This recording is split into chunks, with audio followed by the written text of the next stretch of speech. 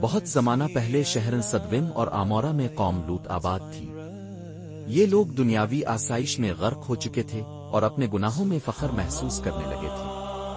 ان کے سب سے بڑے گناہ یہ تھے کہ وہ زنا، بدکاری اور غیر اخلاقی رویوں کے عادی ہو گئے تھے۔ انہوں نے اللہ کی ہدایات کو نظر انداز کیا اور بدکاری میں مزید اضافہ کیا۔ اللہ نے حضرت لوط علیہ السلام کو ان کی ہدایت کے لیے بھیجا۔ حضرت لوط نے قوم سے بار بار کہا، اللہ کی عبادت کرو اور برائی، بدکاری اور غیر اخلاقی کام چھوڑ دو۔ لیکن قوم لوط نے مذاق اڑایا، نصیحت کو نظر انداز کیا اور اپنے گناہوں میں اضافہ کرتے رہے۔